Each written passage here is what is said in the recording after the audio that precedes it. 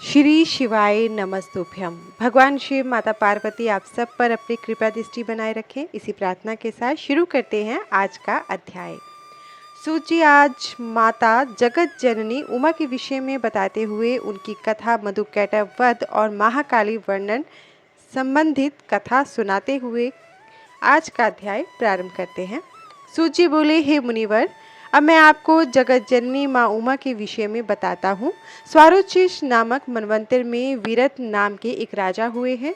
उनका सूरत नामक पुत्र बहुत वीर और पराक्रमी था। वह महादानी भी था। वह देवराज इंद्र के समान पराक्रमी था। उसके राज्य में प्रजा बहुत सुखी थी। एक बार उस पर 9 राजाओं ने एक साथ आक्रमण कर दिया। युद्ध में उसे हराकर उसके राज्य पर अपना कब्जा कर लिया। सूरत घोड़े पर सवार होकर वन को चला गया।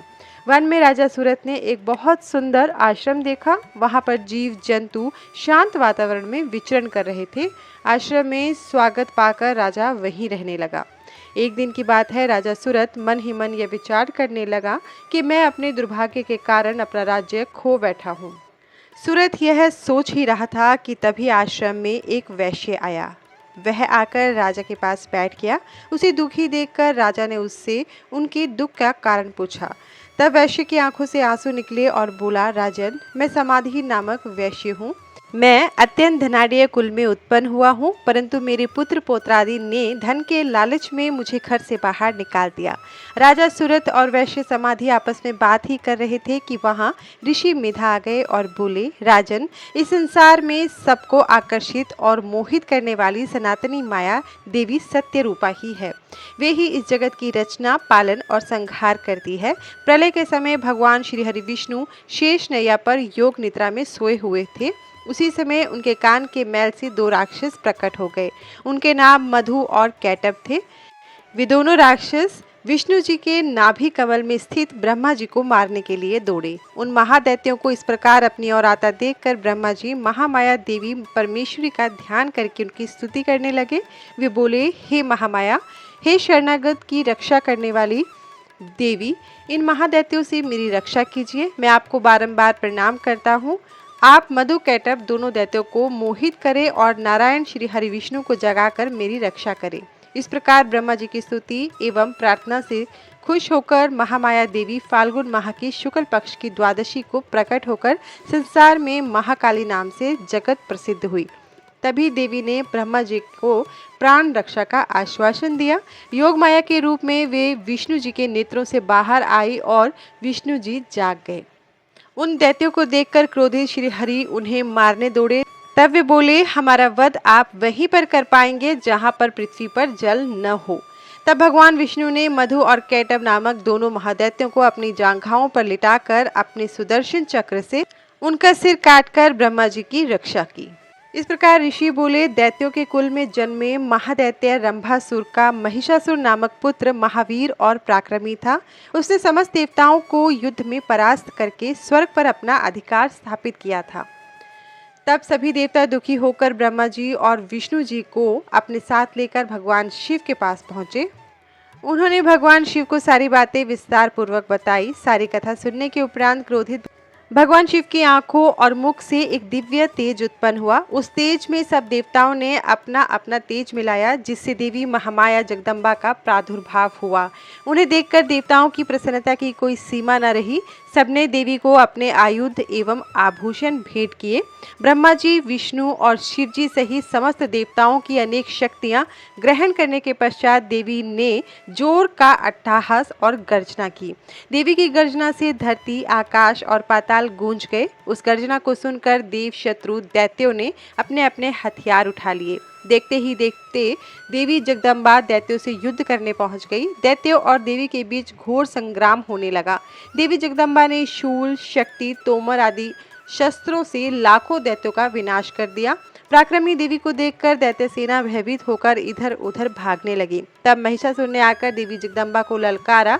उसने तलवार लेकर देवी के वाहन सिंह पर आक्रमण कर दिया। अपने सिंह पर आई हुई विपत्ति को देखकर देवी ने अपना पाश महिषासुर पर फेंका। अपनी ओर आते पाश को देखकर महिषासुर ने महिष का रूप त्याग कर सिंह का रूप धारण कर लिया।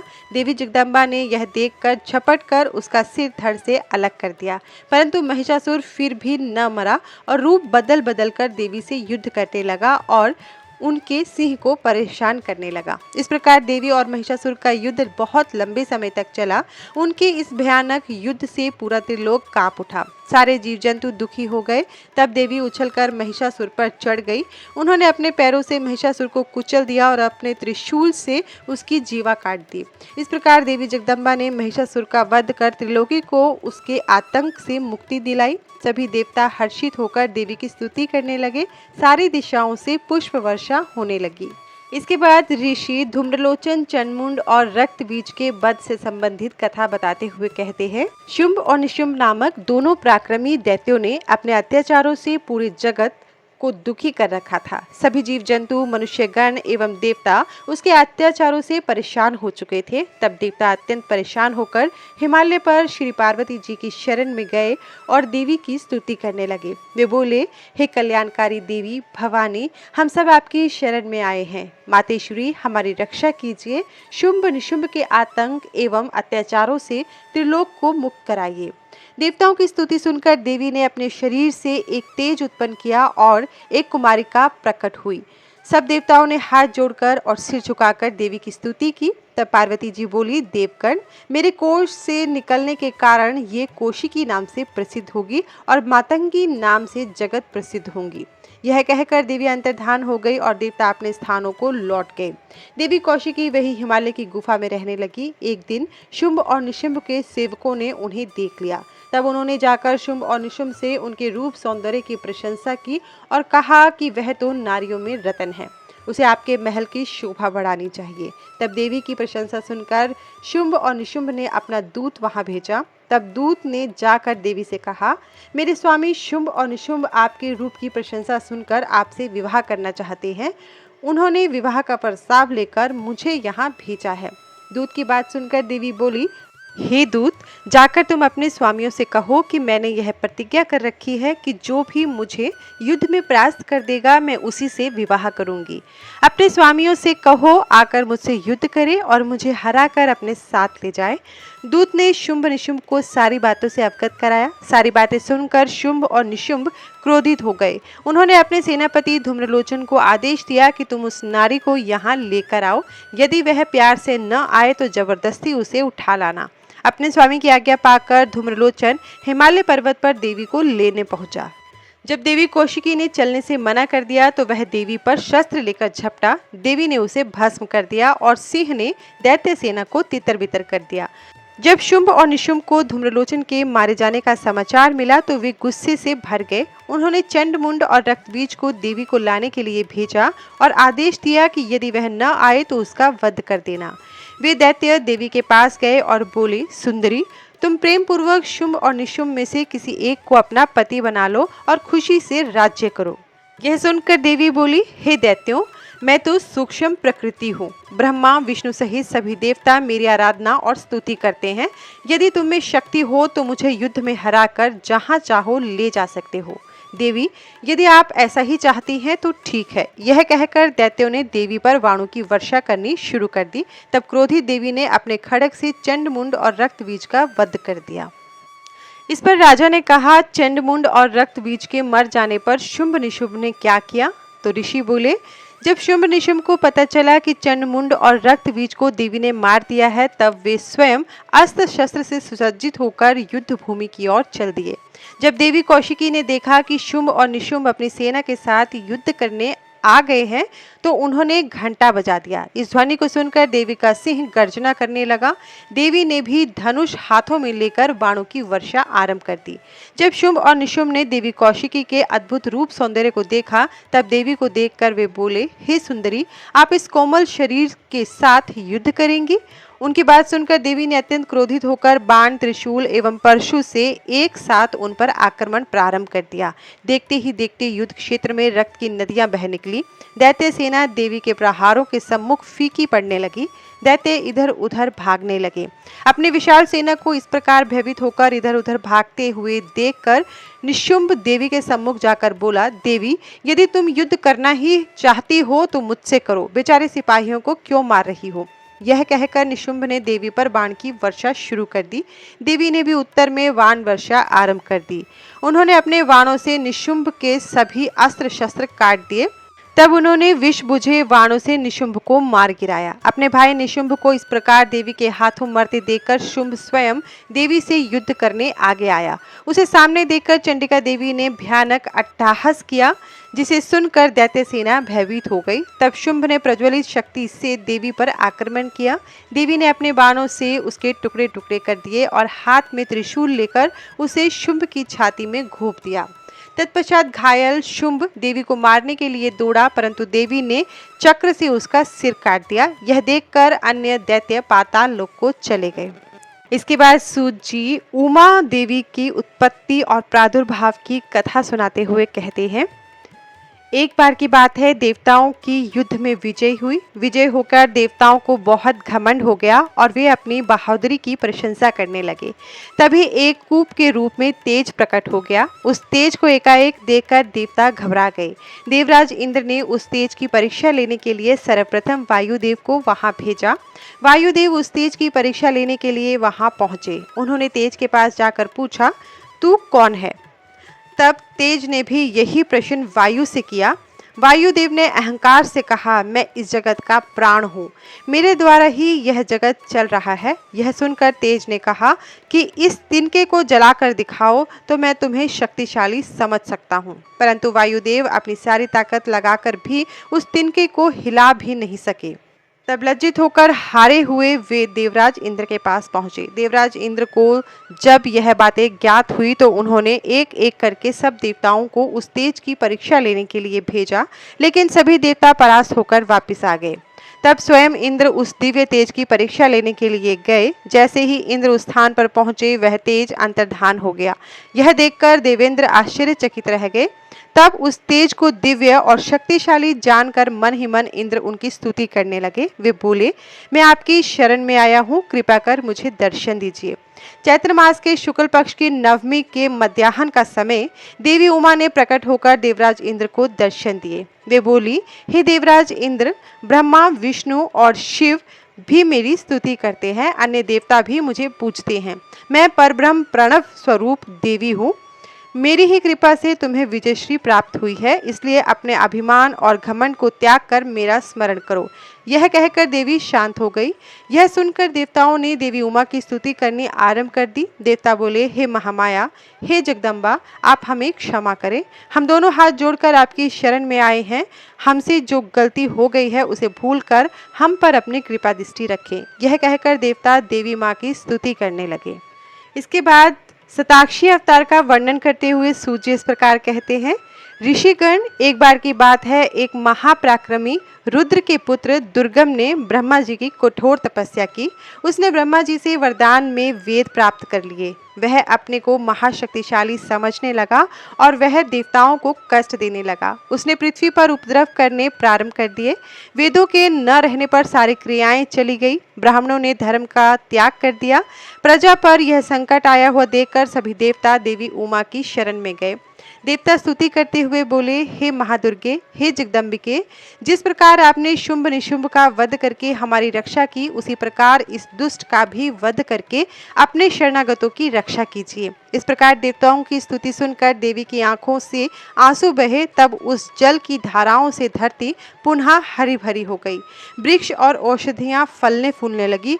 नदियां, तालाब और समुद्र जल से सराबोर हो गए। यह देखकर देवता देवी उमा से बोले, हे मातेश्वरी, कृपा कर वेदों को भी वापस दिला दीजिए। तब देवी ने वेद लौटाने का आश्वासन देकर उन्हें विदा किया। देवता अपने अपने धाम को चले गए। तभी देवी को देवताओं का हित करने वाली जानकर दुर्गम ने उन पर आक्रमण कर दिया। देवी ने भी पलटवार करना आरंभ कर दिया। देखते ही देखते देवी उमा और दुर्गम के बीच भयानक युद्ध होने लगा। चारों ओर से बाणों की वर्षा होने लगी। उस समय देवी उमा बहुत क्रोधित हुई। तब उनके शरीर से काली, तारा, छिन्नमस्ता, श्रीविद्या, भुवनेश्वरी, रौरवी, बगुला, थमरा, त्रिपुरा, मातंगी नामक 10 देवियां प्रकट हुई। देखते ही देखते देवियों ने दैत्यों की 100 अक्षौहिणी सेना का नाश कर उसे तितर बितर कर दिया। तत्पश्चात देवी ने अपने त्रिशूल से दैत्येंद्र दुर्गम का वध कर दिया। देवी ने उससे वेद छीनकर देवताओं को सौंप दिए। प्रसन्न देवता महामाया देवी उमा की स्तुति करने लगे। देवता बोले, हे मातेश्वरी, आपने हमारी रक्षा के लिए अनंताक्षी भय रूप रखा, इसलिए आप शताक्षी नाम से जगत प्रसिद्ध होंगी। लोक द्वारा लोकहित करने के कारण शाकुंभरी और दुर्गम नामक दैत्य का वध करने के कारण दुर्गा कहलाएंगी। हे महाबले, हे ज्ञानदायिनी, हे योग निद्रे, हे विश्व जननी, हम आपको नमस्कार करते हैं। आप सदा हमारा कल्याण करें और सबकी रक्षा करें। तब देवताओं को उनकी रक्षा का आश्वासन देकर देवी अंतर्धान हो गई। महामुनि व्यास के पूछने पर सनत कुमार जी ने क्रिया योग का वर्णन किया। उससे संबंधित कथा जानते हैं। एक बार महामुनि व्यास के पूछने पर सनत कुमार जी ने उन्हें महादिव्य क्रिया योग और उसके फल के विषय में बताया। सनत कुमार जी बोले, हे महामुनि, ज्ञान योग, क्रिया योग और भक्ति योग भक्ति और मुक्ति प्रदान करने वाले हैं। ज्ञान, आत्मा और हृदय का मिलन ही क्रिया योग कहलाता है। इसी योग के साथ बाह्य अर्थ का संयोग क्रिया योग कहलाता है। कर्म से भक्ति, भक्ति से ज्ञान एवं ज्ञान से मुक्ति प्राप्त होती है।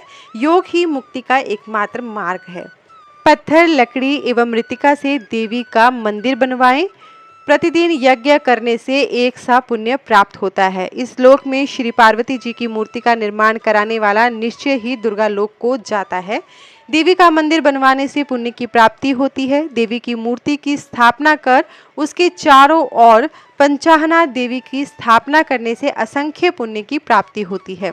सूर्य और चंद्र ग्रहण के समय विष्णु सहस्त्रनाम का पाठ से कई गुना अधिक फल देवादिदेव शिव जी का नाम जपने से मिलता है। देवी का नाम जपने से उससे भी अधिक पुण्य मिलता है। नित्य प्रति देवी उमा का नाम जपने से दुर्गा जी के गण पद की प्राप्ति होती है।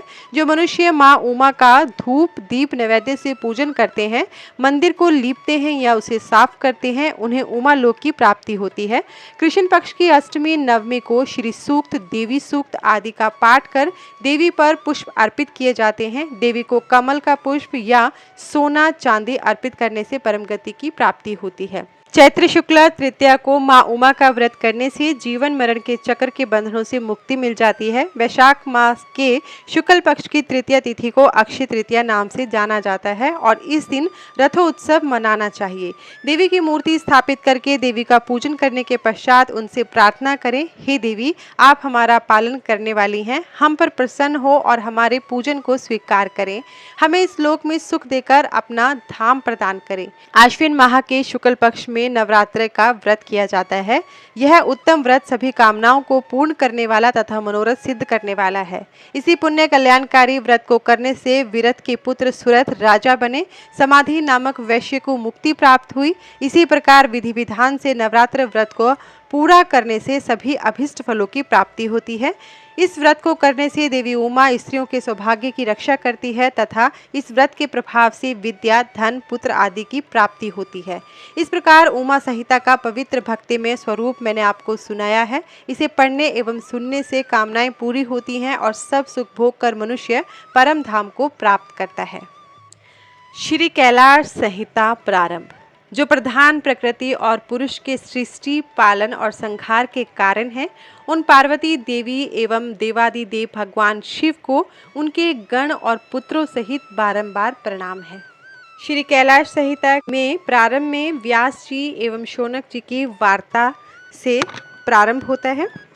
ऋषियों ने कहा, हे महामुने, आपने हम पर कृपा करके हमें उमा संहिता सुनाई। अब आप हम पर कृपा कर हमें शिव तत्व को बढ़ाने वाली परम दिव्य एवं कल्याणकारी कैलाश संहिता सुनाइए। तब ऋषियों की प्रार्थना सुनकर व्यास जी बोले, ऋषिगण, एक बार हिमालय पर निवास करने वाले ऋषि मुनियों ने काशीपुरी के दर्शन का विचार किया और विश्वेश्वर का दर्शन करने हेतु वहां पहुंच गए। उन्होंने काशी पहुंचकर मणिकर्णिका में गंगा में स्नान किया। तत्पश्चात शतरुद्रीय मंत्र से भगवान शिव की स्तुति की। उसी समय सूत जी भी पंचकोसी देखने की इच्छा से वहां पहुंचे। सूत जी को वहां देखकर ऋषि मुनियों ने उन्हें प्रणाम किया और बोले, हे महाभाग सूत जी, आप परम शिव भक्त और ज्ञान के सागर हैं। आपके हृदय में पुराणों की कथा स्थित है। आप परम गुरु हैं। हम सब आपके मुख से निकली हुई अमृतमयी कथा को सुनना चाहते हैं। हम पर कृपा करके हमें देवादिदेव भगवान शिव का परम ज्ञान सुनाइए। ऋषियों की इस प्रकार की प्रार्थना को सुनकर सूत जी बोले, हे मुनीश्वरों, स्वारोचिष मनु ने नैमिषारण्य में तपस्वी ऋषियों के साथ सिद्धि प्रदान करने वाला यज्ञ किया। यह यज्ञ 1 सहस्त्र वर्षों तक चलता रहा। तत्पश्चात उन्होंने भगवान शिव का स्मरण करके शिव भक्ति में भस्म और रुद्राक्ष धारण किया। तभी वहां मुनि वेदव्यास आ गए। मुनियों ने उन्हें आसन पर बैठाया। तब वे पूछने लगे, बताइए, इस यज्ञ को करने में आपका क्या प्रयोजन है? व्यास जी का प्रश्न सुनकर नैमिषारण्य के तेजस्वी प्राशर पुत्र बोले, हे कृपा सागर, इस अद्भुत महायज्ञ का अनुष्ठान करने का कारण ओमकार के अर्थ को जानना है। हम परब्रह्म परमेश्वर शिव जी के स्वरूप को जानना और समझना चाहते हैं। हम सब आपकी शरण में आए हैं।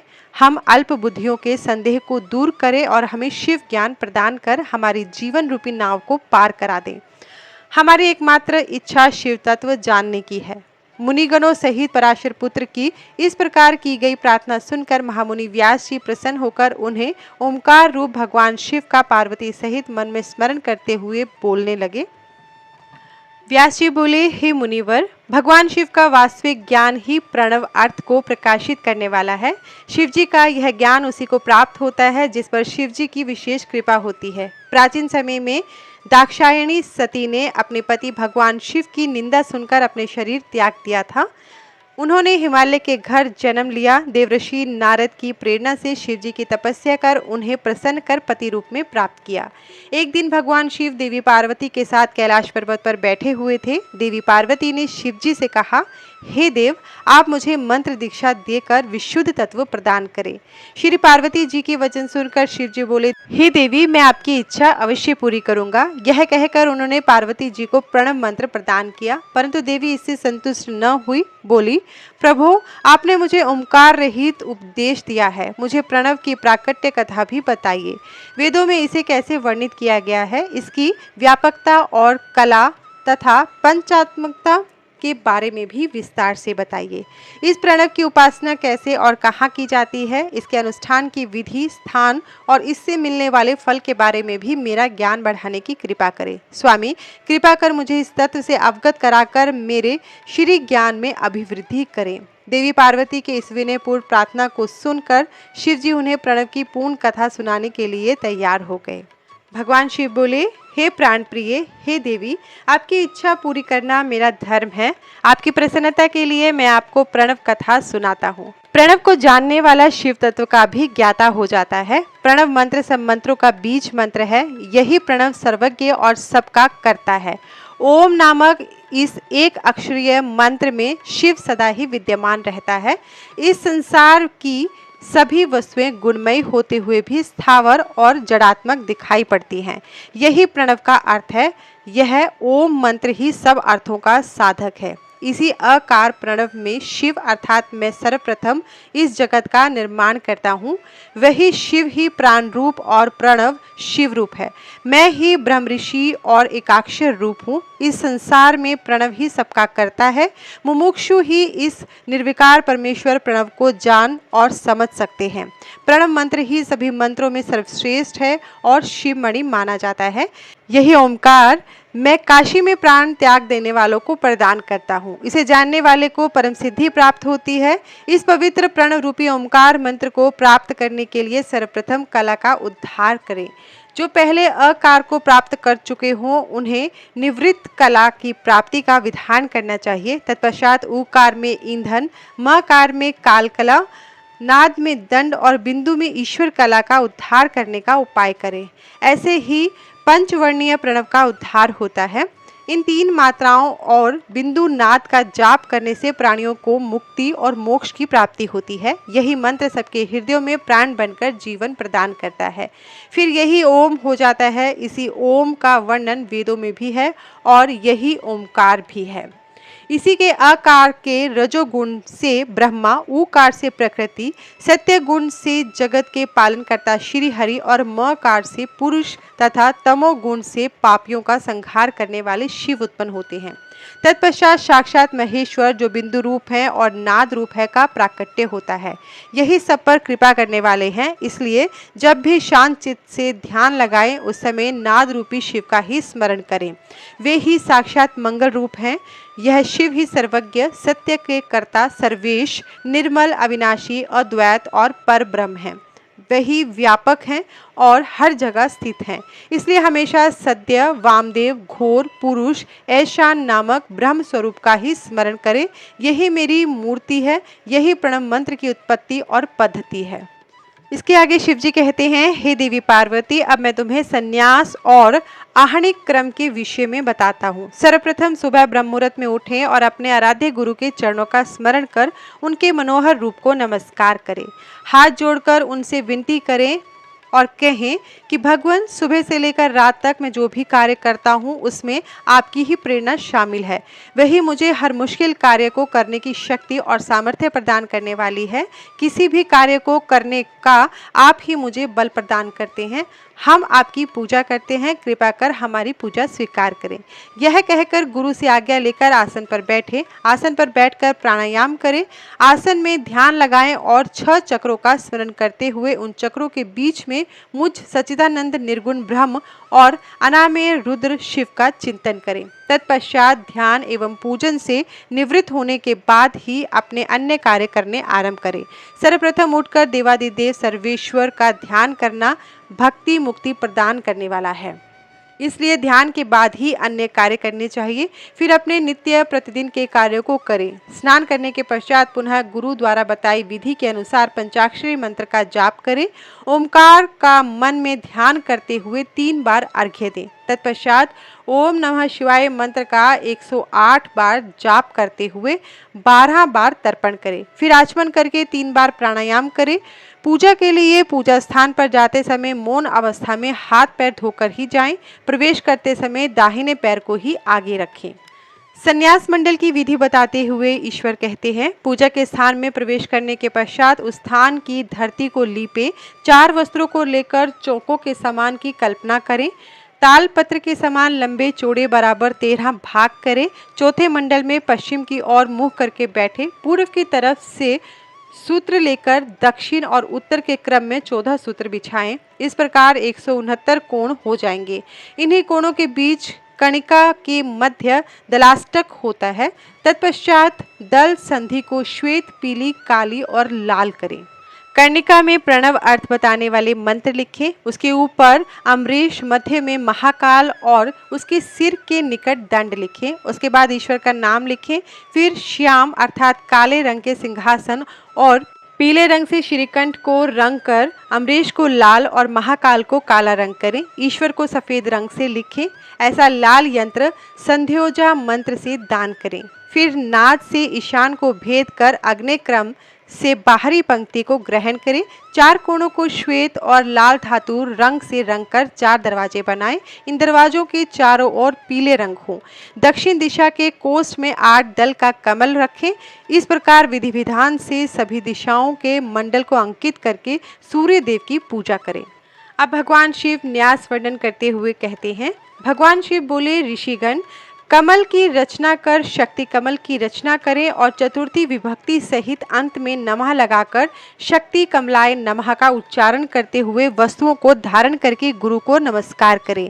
बाहर की ओर त्रिकोण व्रत क्रम से शंख की पूजा करें और शुद्ध सुगंधित जल से 7 बार गंध पुष्प से ओम की पूजा अर्चना कर धेनु मुद्रा दिखाएं। फिर शंख मुद्रा दिखाएं। यह कहकर अपनी आत्मा को शुद्ध करें। प्राणायाम करके ऋषि का स्मरण करें।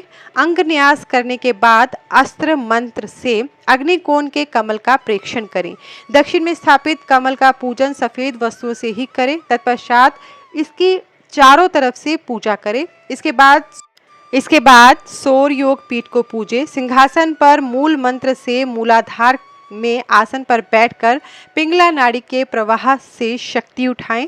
जिस स्थान पर परमेश्वर शिव देवी पार्वती सहित शोभित हैं, उन्होंने रुद्राक्ष की माला, पाश, खड्वांग, कपाल, अंकुश कमल और शंख को धारण किया हुआ है। 4 मुख और 12 नेत्र उनकी शोभा बढ़ा रहे हैं। तत्पश्चात सूर्य देवता का आवाहन करें और मुद्रा दिखाएं। फिर बीज मंत्रों से अंगन्यास करें। अग्नि, ईश्वर, राक्षस और वासु की 4 मूर्तियां बनाकर उनका पूजन करें। पूर्व से लेकर उत्तर में मूल कमल दल से आदित्य, भास्कर, भानु और रवि के नाम से क्रमशः सूर्य, ब्रह्मा, विष्णु, महेश और ईशान का पूजन करें। फिर शिव भक्ति में रत हो उनका स्मरण कर भस्म धारण करें। तत्पश्चात गुरु की नम्रता पूर्वक पंचोपचार से पूजा कर उन्हें नमस्कार करें। पूजन को विधि के अनुसार आगे बढ़ाते हुए ईशान का न्यास कर पंचकला क्रम से सद्योजात की कल्पना करें। इस प्रकार प्रणव न्यास करके देवादिदेव महादेव परमात्मा शिव को बांधकर हंस न्यास करें। इसके आगे शिव ध्यान और पूजन के बारे में बताते हुए इस प्रकार कहते हैं। शिव जी बोले, मुनीश्वरों, अपनी बाईं और चौकोर मंडल बनाकर ओम का पूजन अर्चन करें। ओम को अस्त्र मंत्र से शोभित करें। इस प्रकार प्रणव का भी पूजन करें। फिर उसे चंदन, धूप, सुगंधित जल से पूर्ण करें। उसके आगे शंख मुद्रा, अर्धचंद्र, चतुर्कोण, त्रिकोण मुद्रा एवं षटकोण मुद्रा आदि स्थापित करें। फिर ओंकार को गंध एवं पुष्प आदि से पूजें और उसमें पवित्र गंगा जल भरें। गुरु द्वारा बताई गई विधि के अनुसार गुरु मूर्ति की स्थापना करें। गुरुभ्यो नमः मंत्र का जाप करते हुए गुरु की प्रदक्षिणा लें। गुरु द्वारा दी गई दीक्षा को बैठकर ध्यान करें। तत्पश्चात स्थापित मूर्ति में देवता का आवाहन करें। एकाग्रचित होकर मन में उनका ध्यान करें। गणेश जी का षोडशोपचार से पूजन कर उस पर फल और फूल माला चढ़ाएं। नमस्कार कर स्कंद को पूजें और गगनेय मंडल में सूर्य चंद्रमा का ध्यान करें। कमल के आसनों पर सुंदर सफेद पुष्प रखें और ओमकार सहित चतुर्थी विभक्ति के अंत में नमः लगाकर मंत्र बोलते हुए सविधि ईशान आदि 5 ब्रह्म की पूजा अर्चना करें। इसके बाद देवी गौरी की पूजा करें। इस प्रकार सविधि पूजन और ध्यान करके जो भी मनुष्य एवं देवता मेरी और देवी पार्वती की उपासना करते हैं और शंख के जल से स्नान कर ओमकार से मोक्षण करते हैं, उन्हें परम सिद्धि प्राप्त होती है। उनकी सभी मनोकामनाएं पूर्ण होती हैं और अभीष्ट फल की प्राप्ति होती है। मोक्ष भी उनके लिए दुर्लभ नहीं है। इसके आगे सर्वेश्वर शिव कहते हैं, हे देवी, बुद्धिमान और विद्वान मनुष्य एवं देवगण को पूजा करते समय सर्वप्रथम गणेश और कार्तिकेय का पूजन करना चाहिए। तत्पश्चात वेदों के आदि स्वरूप अर्थात शिव का आवाहन कर पूर्व दिशा में कमल कणिका के ऊपर चारों ओर पूजा करें। आवो राजनम मंत्र का उच्चारण करते हुए रीवा से रुद्र की पूजा करें। फिर कणिका दलों में आवाहन करें। शिव को पूर्व में, हर को दक्षिण में, शिव को उत्तर में, भव की पश्चिम दिशा में यथाक्रम के अनुसार पूजा करें। फिर वेद के 10 मंत्रों से लोकपालों का पूजन करें। तत्पश्चात दक्षिण दिशा में ईशान देव की पूजा करें। ब्रह्मा और विष्णु का विधि विधान से षोडशोपचार से पूजन करें। फिर 5वें आवरण में ओमकार रूपी शिव का स्मरण एवं ध्यान करते हुए सविधि पूजन करते हुए नैवेद्य चढ़ाएं और अर्घ्य दें। इसके बाद भोजन की सामग्री एवं तांबूल अर्पित करें। तब निराजनादि क्रम से पूजा को विसर्जित कर देवी और देवता का शुद्ध हृदय से ध्यान करते हुए 108 मंत्रों का जाप करें। इसके पश्चात पुष्पांजलि अर्पित करते हुए यो देवाना गीति उपनिषद की 6 ऋचाओं का, जो कि नारायणी कही गई हैं, जाप करें। फिर प्रदक्षिणा कर साष्टांग प्रणाम करें।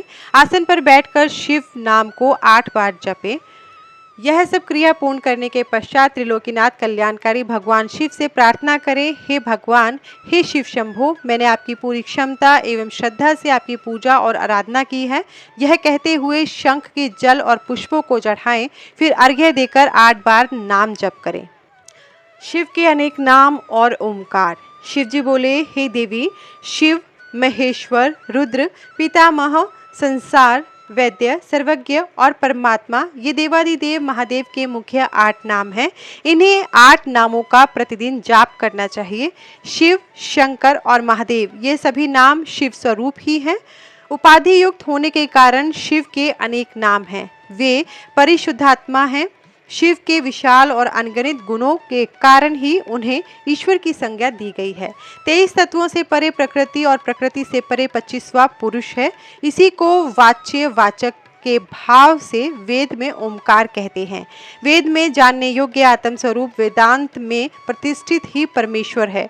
पुरुष और प्रकृति इन्हीं के अधीन है। वही अविनाशी माया के स्वामी हैं, त्रिगुण तत्व के रक्षक हैं। वे शिव ही मोक्ष प्रदान करने वाले और सबके दुखों को दूर करने वाले हैं। इसी कारण उनका नाम रुद्र पड़ा। इस प्रकार शिव जी के मुखारबिंद से वेद से भरे अमृतमयी स्तोत्र को सुनकर देवी पार्वती के मन में बहुत हर्ष हुआ और उन्होंने शिव जी को हाथ जोड़कर बारंबार प्रणाम किया। यह प्रणव अर्थ बहुत गुप्त है और समस्त दुखों का नाश करने वाला है। व्यास जी ने भक्ति भाव से पूरी कथा कही, जिसे सुनकर सभी ऋषिगणों ने उनकी पूजा और बहुत आदर सत्कार किया। तब प्रसन्न हो ऋषियों ने अनेक अनुष्ठान किए। फिर व्यास जी कैलाश पर्वत की ओर चले गए। ऋषिगण अपने आराध्य भगवान शिव का ध्यान करने लगे। यह कथा देवी पार्वती ने स्कंद को, स्कंद ने नंदी को, नंदी ने सनत कुमार जी को और उन्होंने महर्षि वेद व्यास जी को सुनाई। यह कहकर पुराण वेता गुरु सूत जी पुनः तीर्थ यात्रा पर चल पड़े। सूत जी के वहां से चले जाने के पश्चात सभी मुनिगण आपस में बोले कि हमने वामदेव के बारे में तो कुछ भी नहीं पूछा। तब चिंतित मुनि बोले कि अब तो पता नहीं कब उनके दर्शन संभव होंगे। यही सब सोचते हुए मुनिगण अपनी योग आराधना में लग गए। संवत्सर के पश्चात सूत जी पुनः काशी आए। उन्हें वहां देखकर सभी मुनिगण बहुत प्रसन्न हुए। वे सब सूत जी की आराधना करने लगे। तब प्रसन्न होकर सूत जी बोले, ऋषिगण, आपको प्रणव का उपदेश देकर जब मैं तीर्थ यात्रा पर निकला तो मैंने दक्षिण सागर के तट पर देवी शिवा का पूजन किया। इसके पश्चात कालहस्त शैल पर सुवर्ण मुखरा में स्नान किया। फिर मैंने देवादिदेव महादेव जी का स्मरण कर उनका पूजन किया। शिव जी के 5 सिर वाले अद्भुत रूप के दर्शन करने से सारे पाप नष्ट हो जाते हैं। शिव जी का पूजन करने के बाद मैंने दक्षिण भाग में स्थित देवी पार्वती का पूजन किया। उसके बाद मैंने 1 सहस्त्र अर्थात 108 बार पंचाक्षरी विद्या का जाप किया। फिर उसकी प्रदक्षिणा कर नमस्कार किया। इस प्रकार मैंने कालहस्ती नामक क्षेत्र की प्रदक्षिणा प्रतिदिन करते हुए वहीं निवास करने लगा। मैं वहां पर 4 महीने रहा। तब मुझ पर महाज्ञानमयी प्रसून कालिका की कृपा दृष्टि हुई और उनका प्रसाद मुझे प्राप्त हुआ। तत्पश्चात देवादिदेव शिव शिवा को प्रणाम कर उनकी 12 बार प्रदक्षिणा करके मैं यहाँ आया हूँ। हे ऋषिगण, आप मुझे बताइए कि मैं अब आपके लिए क्या करूँ। इस पर ऋषियों ने कहा, हे महाभाग सूत जी, हम सभी वामदेव के बारे में जानना चाहते हैं। कृपा कर हमें उनके बारे में बताइए। तब ऋषिगणों की जिज्ञासा शांत करते हुए सूत जी बोले, हे मुनिश्रेष्ठों, पहले मनवंतर में वामदेव नामक एक महामुनि हुए। वामदेव को गर्भ से उत्पन्न होने से पूर्व ही शिव ज्ञान प्राप्त हो गया था। वे सबके जन्म कर्म को जानने वाले थे। वामदेव मुनि सदा अपने शरीर पर भस्म लगाकर और सिर पर जटा धारण किए रहते थे। वे शांत और अहंकार रहित थे और सदा योग, ध्यान और ब्रह्म में लीन रहते थे। एक बार वामदेव ने दक्षिण शिखर पर जाकर शिवजी के पुत्र स्कंद से भेंट की। उस समय स्कंद का रूप सूर्य के समान तेजोदीप्त होकर प्रकाशित हो रहा था। उनकी 4 भुजाएं थी और वो मोर पर बैठे थे। उन्हें देखकर मुनि वामदेव ने हाथ जोड़कर उन्हें प्रणाम किया और उनकी बहुत स्तुति की। इससे प्रसन्न होकर शिवजी के पुत्र स्कंद बोले, हे महामुनि, मैं आपकी इस स्तुति से बहुत संतुष्ट हूँ। आप जैसा मुनि सदा दूसरों के हित के लिए कार्य करते हैं। आपकी जो इच्छा हो कहिए, मैं उसे अवश्य ही पूरा करूँगा। तब वामदेव जी स्कंद देव से बोले, भगवान, आप सब कुछ जानने वाले और सबके कर्ता हैं। आपके दर्शनों से ही मेरी सभी कामनाएं पूरी हो गई। मैं भला आपके गुणों का वर्णन कैसे कर सकता हूँ। आप तो साक्षात परमेश्वर वाचक देव पशुपति वाच्य है। वे सभी के पाप मोचक हैं। प्रणव मंत्र द्वारा त्रिलोकीनाथ भगवान शिव का ध्यान करने से सारे पाप नष्ट हो जाते हैं। ओमकार सर्व स्वरूप है और ओमकार सबकी श्रुति और ब्रह्म स्वरूप है। प्रभु, मेरे दृष्टिकोण से इस संसार में शिव जी के समान दूसरा कोई नहीं। वे ही समाविष्ट और व्यष्टि स्वरूप है। स्कंद कहते हैं, हे वामदेव जी, आप धन्य हैं। आप परम शिव भक्त और शिव तत्व ज्ञान जानने वालों में श्रेष्ठ हैं। इस संसार में जीव माया से मोहित होकर परमेश्वर के स्वरूप को नहीं समझ पाते। प्रणव महेश्वर का ही रूप है, जिसे साधारण जीव नहीं समझ पाते। देवादिदेव भगवान शिव ही सगुण निर्गुण ब्रह्म नामक त्रिगुणों के स्वामी हैं। साक्षात शिव स्वरूप ही प्रणव का अर्थ है। वे ही इस संसार की उत्पत्ति का कारण है। शिव जी ने ही ब्रह्मा, रुद्र, इंद्र, आकाश, पाताल, जीव सभी का निर्माण किया है। सूर्य और चंद्रमा शिव जी के प्रकाश से ही प्रकाशित होते हैं। इस संसार में दिखाई देने वाला सारा ऐश्वर्य शिव जी का ही है। वे सर्वेश्वर ही निर्गुण, सगुण, निष्फल हैं। वे ही स्थूल और सूक्ष्म रूप होकर संसार के कार्यों को आगे बढ़ाते हैं। वे ही शिव देवादिदेव, संतान, निष्फल और ज्ञान क्रिया के परमात्मा हैं। देव पंचक और पंचक कला भी उनकी बनाई हुई है। परमात्मा शिव का मन शीतल और स्फटिक मणि के समान निर्मल है। भगवान शिव के 5 मुख, 10 भुजा, 15 नेत्र हैं, जो ईश्मन देव मुकुट धारण किए अघोर, हृदय, वामदेव, गुह्य और प्रदेशवान हैं।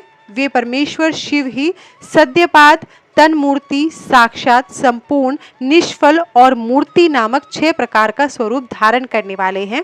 वे ही उपन्यास मार्ग पर चलने वाले समष्टि और व्यष्टि भाव वाले हैं। इस संसार में विख्यात 3 वर्णों को वेदाचारी कहा गया है। शूद्रों को वेद पढ़ने और जानने का अधिकार नहीं है। अन्य वर्णों को श्रुति, स्मृति और धर्म का ही अनुष्ठान करना चाहिए। इससे ही इंद्र सिद्धि प्राप्त होती है। भगवान शिव की ही आज्ञा के अनुसार वेद मार्ग का अनुसरण करना चाहिए। श्रुति स्मृति में वर्णित धर्म और आचारों के अनुसार ही आचरण एवं पूजा करें। इसके आगे स्कंद जी कहते हैं, प्रातःकाल स्नान से निवृत्त होने के पश्चात गंध, पुष्प और अक्षत आदि पूजा की सामग्रियों से भगवान शिव और श्री गणेश का विधि पूर्वक पूजन और ध्यान करें। पूर्णाहुति देकर हवन करें। गायत्री मंत्र का जाप करें। इसी प्रकार सायकाल में संध्या करें। सद्योजात के 5 मंत्रों से हवन करें। मन में भगवान शिव का देवी पार्वती सहित ध्यान करते हुए गायत्री मंत्र का उच्चारण करते हुए आहुति दें। भूर्भुवः सुव्रोत्र कहते हुए त्रिलोकीनाथ भगवान कल्याणकारी शिव के अर्धनारीश्वर स्वरूप का ध्यान करें। देवादिदेव महादेव जी के 5 मुख, 10 भुजाएं, 15 नेत्र और उज्जवल मनोहारी स्वरूप है। उनकी पत्नी देवी पार्वती जगत माता, त्रिलोक को उत्पन्न करने वाली और निर्गुणमयी है। ऐसे मन में विचार करते हुए ज्ञानी पुरुष गायत्री मंत्र का जाप करें। पार्वती जी ही आदि देवी, त्रिपदा, ब्राह्मणत्व दात्री और अजा हैं। वे ही व्याहतियों से उत्पन्न है और उसी में लीन हो जाती हैं। वे जगत माता देवी पार्वती वेदों की आदि, प्रणव और शिव पात्री है। प्रणव मंत्र ही सब मंत्रों का बीज रूप है। प्रणव ही शिव है, शिव ही प्रणव है। मोक्ष की नगरी काशी में मरने वाले मनुष्य को शिव जी इसी मंत्र की दीक्षा देते हैं, तभी ज्ञानी पुरुष को मुक्ति मिलती है। इसलिए सभी को अपने हृदय में भगवान शिव को धारण कर उनका सदा पूजन करना चाहिए। इसके आगे वामदेव जी कहते हैं, हे भगवान, वे 6 प्रकार के अर्थ कौन से हैं और उनका क्या ज्ञान है? इसके प्रतिपादक कौन है और इनका क्या फल है? इस संसार में वह कौन सा ज्ञान है जिसे जाने बिना जीव शास्त्रों से विमोहित हो जाता है? मैं भी शिव माया से विमोहित हूँ। मैं कुछ भी नहीं जानता। आपकी शरण में आया हूँ। मुझ पर कृपा कर मुझे ज्ञान रूपी अमृत पिलाइए ताकि मेरी अज्ञानता दूर हो जाए। मुनि वामदेव के इस प्रश्न का उत्तर देते हुए शिवपुत्र स्कंद बोले, हे मुनि शार्दुल, इस संसार में भगवान शिव ही समस्त प्रणवार्थ परिज्ञान के भंडार हैं। वे ही समष्टि व्यष्टि का भाव रखते हैं।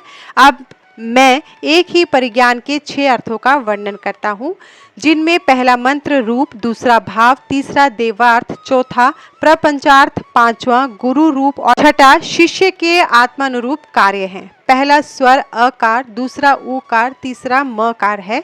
इसी पर नाद रूपी बिंदु है। इन्हीं को वेद में ओंकार कहा गया है। यही समष्टि रूप है।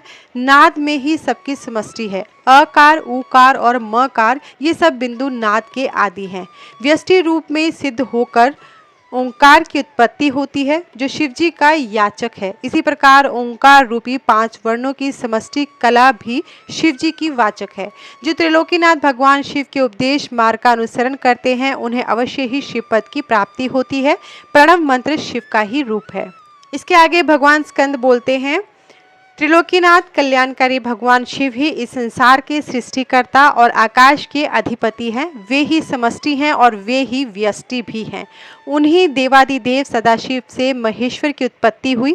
अनंत रूप पुरुष होने के कारण वे वायु के भी अधिपति हैं। वे ही सभी प्रकार की मायाओं और शक्तियों से युक्त हैं।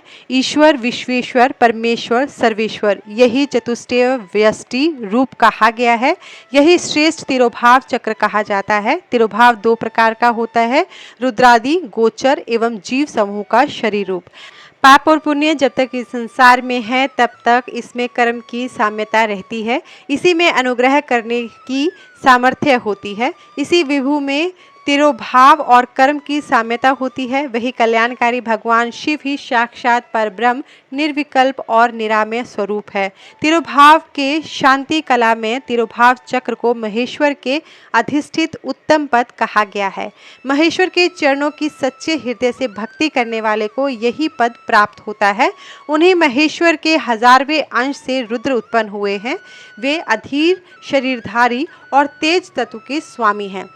वे प्रभु ही वाम भाग में देवी गौरी शक्ति धारण करते हैं। रुद्र ही पापियों का संहार करने वाले हैं। व्यष्टि रूप शिव, हर, मुंड और भव अद्भुत चक्र विदित है।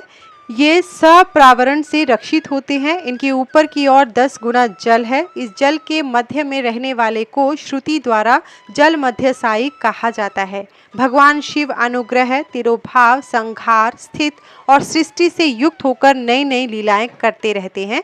वे ही सर्वशक्तिमान ईश्वर हैं। इसके बाद सूजी कहते हैं, मुनि वामदेव को भगवान स्कंद के मुख से ओंकार रूपी अमृत कथा का श्रवण करके आनंद की अनुभूति हुई। वे बोले, प्रभु, इस अमृतमय कथा को सुनकर मेरा ज्ञान और बढ़ गया है, परंतु फिर भी मैं आपसे एक प्रश्न पूछता हूँ। भगवान सदाशिव से लेकर कीर्ति पर्यंत तक इस जगत में स्त्री पुरुष ही दिखाई देते हैं। इस रूपवान अद्भुत संसार की उत्पत्ति के कारण वे परमेश्वर ही हैं या कोई अन्य रूप है? विद्वान और शास्त्रों के अनुसार इसके अनेक प्रकारों का वर्णन करते हैं। कृपया कर मुझे जगत सृष्टा भगवान शिव के भाव का वर्णन कीजिए। मुनि वामदेव के इस प्रकार उपनिषद गर्भित रहस्य को समझकर स्कंददेव बोले, हे महामुनि, जिस परम शिव तत्व शिव ज्ञान को आप सुनना चाहते हैं वह मैं आपसे कहता हूँ। यही ज्ञान मेरे पिता देवादिदेव भगवान शिव ने मेरी माता देवी पार्वती को सुनाया था। उस समय मैं छोटा बालक था और माँ की गोद में बैठकर दूध पी रहा था। वे बातें आज भी मुझे याद है। कर्म सत्ता से लेकर सभी शास्त्रों में लिखा सभी कुछ ज्ञानदायक है। आप जैसा ज्ञानी पुरुष ही इतना कुछ जानते हुए भी भगवान के विषय में और अधिक जानने की जिज्ञासा रखते हैं, परंतु मूर्ख और अज्ञानी पुरुष तो सब कुछ जानते और समझते हुए भी ईश्वर के स्वरूप को इनकार कर देते हैं। परमेश्वर परमात्मा को जानना एवं उन्हें पहचानने में कोई संदेह एवं परेशानी नहीं है। वे स्त्री पुरुष के रूप में विश्व के सामने प्रत्यक्ष दिखाई देते हैं। श्रुतियों ने भी कहा है कि सच्चिदानंद परब्रह्म सिर्फ सत्य है। जो भी असत्य और प्रपंचों से निवृत्त अथवा दूर होकर सदाचार के मार्ग का अनुसरण करते हैं वे सदाचार कहलाते हैं। वही प्रकाश से चित होकर जगत के कारण बन जाते हैं। वे ही शिव शक्ति भाव को प्राप्त हुए हैं। उन्हीं को भगवान शिव और शक्ति संयोग से परम आनंद की प्राप्ति होती है। वामदेव जी कहते हैं, भगवान, पूर्व में आपने ही प्रकृति के नीचे नियति और ऊपर पुरुष बताया था, फिर आज आप यह कह रहे हैं।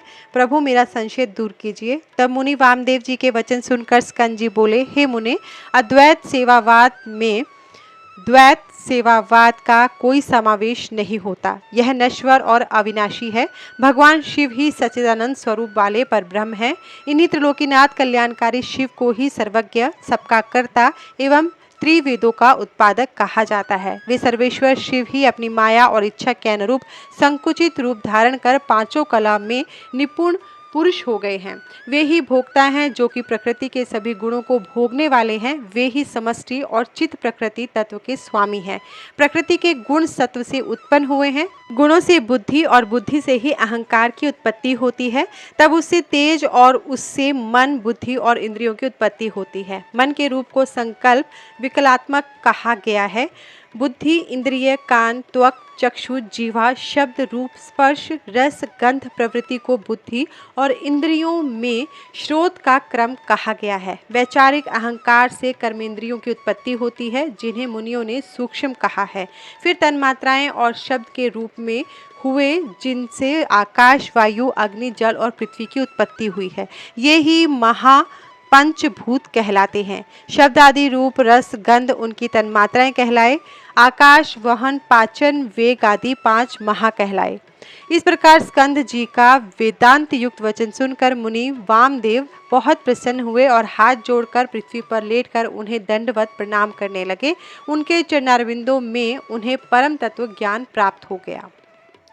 इसके आगे सूत जी कहते हैं, मुनि वामदेव ने भगवान स्कंद से पूछा, हे भगवान, आप सर्व तत्व को जानने वालों में श्रेष्ठ हैं। आप मुझ पर कृपा करके संप्रदाय के उस ज्ञान के बारे में बताइए जिसके बिना जीवों को भोग और मोक्ष की प्राप्ति नहीं होती। प्रभु, कृपा कर मेरे संशय को दूर कीजिए। तब वामदेव जी के इन वचनों को सुनकर स्कंद देव बोले, मुनीश्वर, अब मैं आपको एक परम गुप्त तत्व के बारे में बताता हूँ। वैशाख, श्रावण, आश्विन, कार्तिक, अगहन, माघ महीनों के शुक्ल पक्ष में पंचमी अथवा पूर्णिमा के दिन स्नान करके शुद्ध होकर अपने गुरु के चरणों को धोकर उनके पास रखे आसन पर शंख में फूलों को अभिमंत्रित करके रखे। तत्पश्चात गंध और पुष्प से पूजन करें।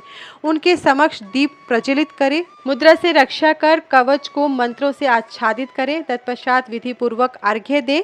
सुगंधित पुष्पों से पूजन करें। आधार पर सुगंधित जल का घट रखकर उसे सूत से लपेटे। उस घट पर पीतल, पिलखन, जामुन, आम या बड़ नामक 5 पेड़ों की छाल और पत्ते तथा हाथी, घोड़े, रथ, बाम्बी और नदी के संगम स्थान की मिट्टी में सुगंधि को मिलाकर उसे कलश पर लेपे। लेपने के बाद आम के पत्ते, कुश का अग्र और नारियल फूल आदि वस्तुओं से कलश को सजाएं। सजाने के बाद कलश में पंचरत्न डालें। यदि पंचरत्न न हो तो सुवर्ण डालें। नील, माणिक्य, सुवर्ण, मूंगा और गोमेद नामक 5 रत्नों को निर्मलस्क का उच्चारण करते हुए अंत में ग्लूमु कहते हुए विधि विधान से पूजन करें। खीर और तांबुल अर्पित कर 8 नामों का जाप करते हुए पूजा करें। गुरु द्वारा बताई हुई विधि का अनुष्ठान सहित भगवान शिव का पूजन अर्चना करें। फिर गुरु को अपने शिष्य को हम सोहम मंत्र का उपदेश देना चाहिए। उपदेश के बाद भस्म का ज्ञान प्रदान करना चाहिए। उस समय गुरु को अपने मन में यही विचार करना चाहिए कि मैं ही शिव हूँ। इस प्रकार शिष्य को ज्ञान दें। अपने शिष्य को पूजा विधि का वर्णन करने के पश्चात गुरु निम्न बातों का उच्चारण करे। मैं ब्रह्म हूँ, वह तू है। आत्मा ही ब्रह्म है। सारा संसार ईश्वर से अधिष्ठित होता है। मैं ही प्राण हूँ। आत्मा ही ज्ञान का सार है। प्रज्ञान आत्मा ही यहाँ विदित अवस्थित है। वही तुम्हारा, मेरा अर्थात सबका अंतर्यामी है। वही ज्ञान रूपी अमृत है। वह एक ही पुरुष में और आदित्य में है। वही परब्रह्म मैं हूँ, सबसे परे और सबका ज्ञाता और वेद शास्त्रों का गुरु मैं ही हूँ। इस संसार में सारे आनंद का क्षण मैं ही हूँ। सर्वभूतों के हृदय में व्याप्त रहने वाला मैं ही ईश्वर हूँ। सारे तत्वों का और पृथ्वी का प्राण मैं ही हूँ। मैं ही जल और तेज का प्राण हूँ। आकाश और वायु का प्राण मैं हूँ। मैं ही त्रिगुण का प्राण हूँ। मैं ही अद्वितीय और सर्वात्मक हूँ। यह सब ब्रह्म रूप है। मैं ही मुक्त स्वरूप हूँ, इसलिए मेरा ध्यान करना चाहिए। इस प्रकार भगवान स्कंद ने वामदेव जी से योग पट का वर्णन किया। इसके बाद स्कंद जी कहते हैं, हे मुनीश्वर, अब मैं आपको यतियों को शुद्धि प्रदान करने वाले और क्षोर स्नान की विधि बताता हूँ। जब शिष्य योग पद को प्राप्त हो जाए तब व्रत करने से पूर्व क्षोर करना चाहिए। गुरु को नमस्कार कर उनकी आज्ञा से क्षोर कराएं।